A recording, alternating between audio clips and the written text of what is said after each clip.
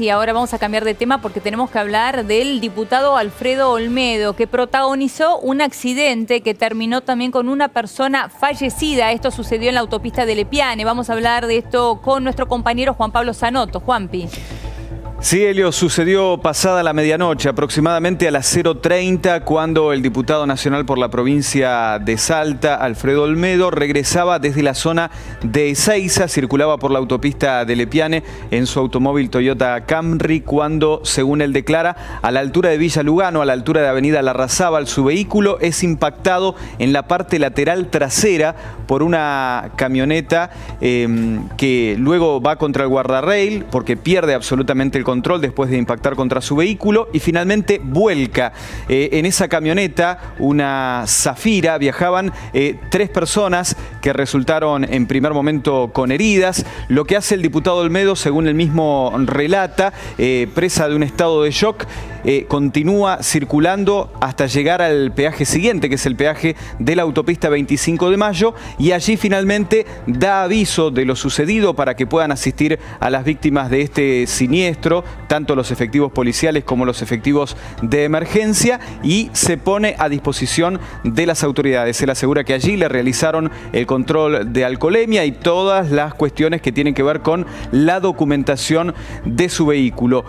Poco después, lo que se entera, cerca de las 3 de la mañana, es que uno de los ocupantes del vehículo que lo chocó, el que conducía la camioneta, finalmente muere en el hospital Santoyani a causa de las graves lesiones que sufrió en ese incidente vial. Reiteramos, esto pasó cerca de las 0:30 sobre la autopista de Lepiane en dirección al centro porteño, a la altura del barrio de Villa Lugano.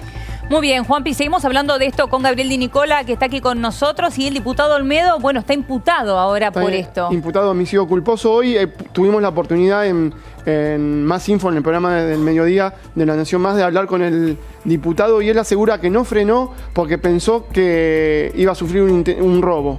Por eso, después de que lo chocaran, continuó hasta el peaje y denunció el hecho. Y dijo que quiere que se investigue si también pudo haber sido un atentado. Lo cierto que en la investigación todavía no hay nada sobre eso. Sí, en el vehículo donde viajaba la persona que terminó fallecida y los otros, y también donde iban los otros 2 heridos, encontraron una importante cantidad de bebidas alcohólicas en el interior del vehículo. Que se ven en las imágenes ¿no? de este accidente, se ven justamente algunas petacas dentro de este vehículo que colisionó contra el vehículo que manejaba Alfredo Olmedo, que según él mismo relató, él venía de cenar, había tomado agua mineral, que se le hizo a él también el control de alcoholemia y que le dio negativo. Sí, él dijo que le dio negativo, que no había tomado alcohol, que venía acompañado de un colaborador que tienen en el Congreso, un pastor evangélico y otra persona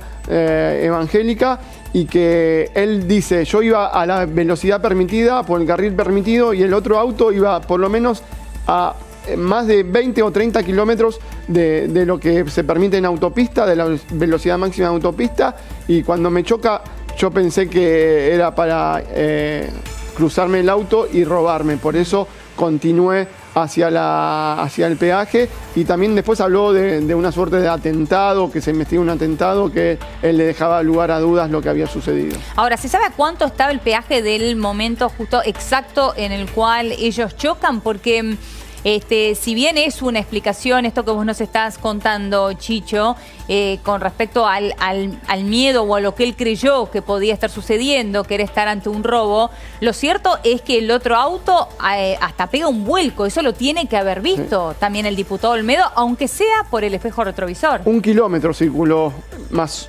o menos en promedio desde el momento del choque hasta el peaje. Él dice que recién, como decía bien Juan Pablo, se enteró que había un muerto 3 horas después. Esto fue 12 y media, y él se enteró del fallecimiento de una persona a las 3:30 de la madrugada. Como decís vos, tendría que haber visto lo que pasó con la camioneta donde viajaba la víctima y los otros 2 ocupantes. Claro, de hecho él dice que sí, que él vio que después de chocar con él, choca contra el guarreal y además pega un vuelco esta camioneta. por eso uno no comprende que no haya frenado para asistir. O para llamar directamente en ese Claro. lugar al 911 o a la ambulancia. Lo cierto es que él recién 1 kilómetro después llegó al peaje y denunció lo que había pasado. Vamos a sumar a esta charla a Juan Pisanoto. Juanpi, recién hablábamos de esto con Chicho, ¿no? ¿A cuánto queda entonces la cabina de peaje con respecto al lugar en el cual se produce este choque? Sí, Elio, son muy pocos kilómetros y más a esa hora de la noche, probablemente en poco más de 1 minuto llega Olmedo hasta el peaje. Claro, lo que pasa es que quizá lo que se le reclama por el hecho de su investidura, muchas veces una persona con fueros, un diputado, se le reclama el ejemplo, ¿no? de haber en todo caso frenado para asistir a priori. Uno sabe que sin tener los elementos necesarios no es conveniente asistir a una persona que se encuentra con heridas de consideración. Es mejor dejarlo inmovilizado, esperar que llegue una ambulancia. Pero claro, llama esto la atención, ¿no? Lo que argumenta él es que se encontraba también en estado de shock, más allá de ese temor de sufrir algún tipo de robo o de ataque. Porque lo que señala inclusive cuando reconstruye lo que pasó es que prácticamente venía en diagonal esta camioneta, que lo colisiona como de una manera poco usual, porque habla de un exceso de velocidad, pero habla de que venía en diagonal esta camioneta y que le impacta en forma lateral, y esto es lo que le hizo pensar a él acerca de la posibilidad de que quisieran atacarlo, ¿no? No sé cuáles serán los argumentos que él tiene para abonar esta hipótesis, pero lo cierto es que él temió eso, ¿no? Él dice que lo único seguro que hay en la Argentina es la inseguridad. Entonces, por eso, él dice que llegó hasta el peaje y ahí lo denunció, como dando a entender, no paré porque es todo...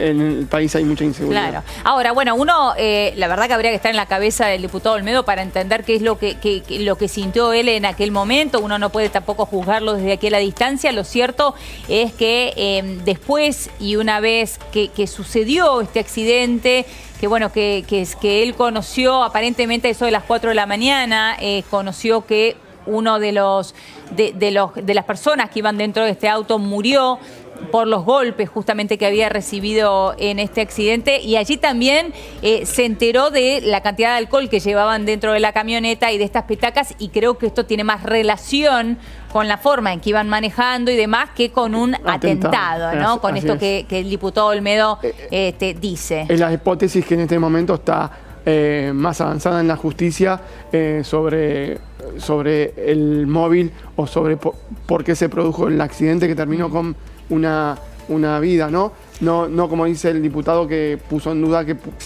la hipótesis del atentado. Sí, por otra parte, Elio, Chicho, él está señalando algo que es correcto.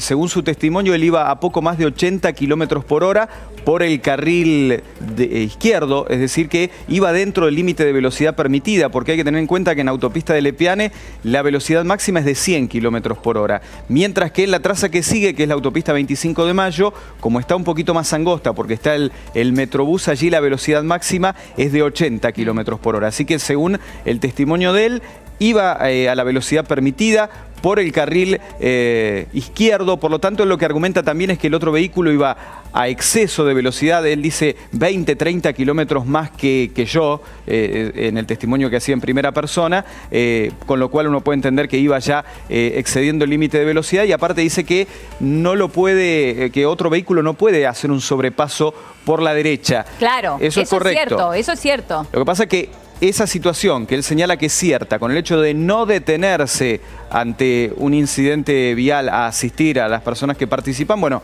es otra historia, pero como vos bien decís, Elio, también hay que estar en situación. Es muy difícil porque a veces uno cree saber cómo puede llegar a reaccionar. Claro. Y esto es, no estoy justificando en absoluto ninguna actitud, pero digo, uno puede creer que sabe cómo va a reaccionar, y bueno, ante el episodio que uno sufre en forma sorpresiva, bueno, ahí la cuestión es distinta, ¿no? Lo cierto es que lo único que realmente llama la atención, más allá del accidente y del choque, que lamentablemente relatamos muchísimos aquí cada semana, es esto de que haya decidido ir hasta el peaje en vez de frenar en el lugar del hecho, ¿no? Claro, porque te pones a un costado de la autopista, pones baliza, llamás al 911 y también podés dar aviso tranquilamente.